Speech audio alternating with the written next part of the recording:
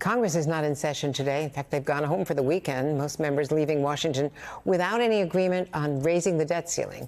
Today's White House meeting between the president and the speaker, the planned meeting has been postponed until next week at the earliest, leaving very few days left to prevent a full-blown crisis on June 1st, if not before. There are hints of some progress, though, between White House and congressional aides over the last few days to possibly pair a debt ceiling increase with a budget deal to claw back unspent COVID money and cap future spending at some level, among other cuts. So joining us now is Democratic Congressman Jim Himes of Connecticut. Congressman, thank you very much. The budget, the CBO, today is backing the Treasury's deadline, the Congressional Budget Office. Is this dual track, pairing the debt ceiling with a budget agreement, some way a parallel track, maybe a short-term extension, is that some way out? Well, long run, Andrea, no, it's not, right? And I've been around long enough that I've seen crisis after crisis associated with the debt ceiling.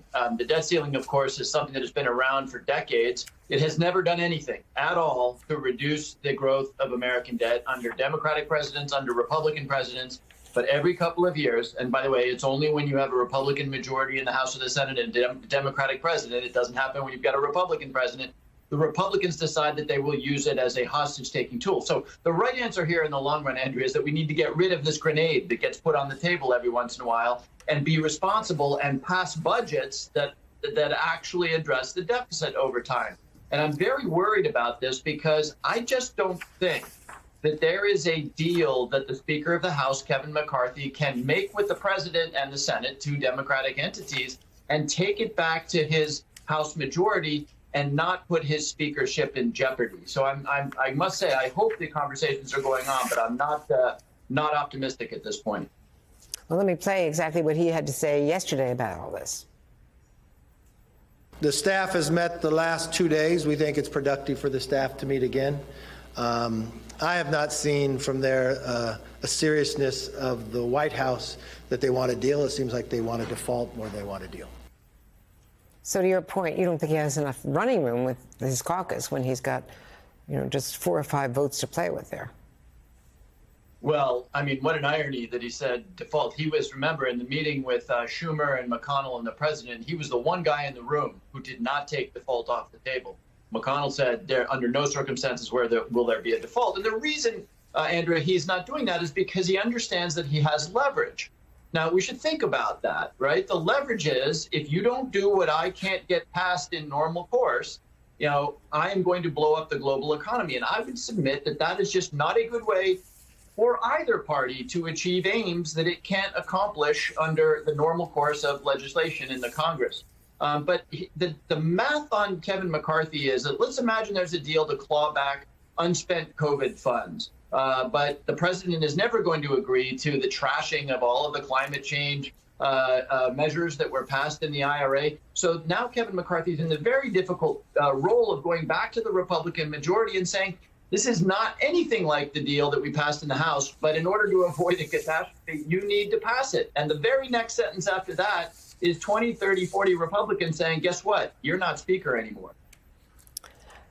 Let me switch gears onto something that would normally be a major story if we didn't have all the rest of this going on. The CIA taking steps, it says, to improve how sexual assault cases are handling after a female employee whistleblower told your committee, the Intelligence Committee, about an alleged abuse against women officers, including herself. She claimed that a CIA co-worker assaulted her, and no one did anything about that complaint. CIA Director Bill Burns, highly regarded CIA director, now promising review and the appointment of a psychologist to oversee sexual assault complaints, a veteran, a military veteran, to handle these complaints. Are you satisfied with the steps taken and what more needs to be done? Well, Andrea, it's a start. And there is an investigation by my committee, the Intelligence Committee, underway. So I don't want to front run that. But I will tell you that it is my belief that the CIA, an unbelievably competent organization, I visited CIA all over the world. And these are people who put their lives at risk, who do really remarkable things. It is also clear that CIA has been slow to address not just instances of sexual abuse inside the agency, But quite frankly, and I'm going to tell you why I say this in a moment, but a culture of sort of macho culture which hasn't taken this seriously. And the reason I tell you that is I sat in a room yesterday with Abigail Spanberger, my colleague from Virginia, who was a CIA officer, and she just told a remarkable story about a macho culture inside the CIA. And look, you understand why, but that doesn't excuse the fact that it creates an environment in which sexual harassment and ultimately sexual assault may not be taken as seriously as it should. What I will conclude by saying is that the director of CIA, Bill Burns, is dead serious about working with us to address that issue.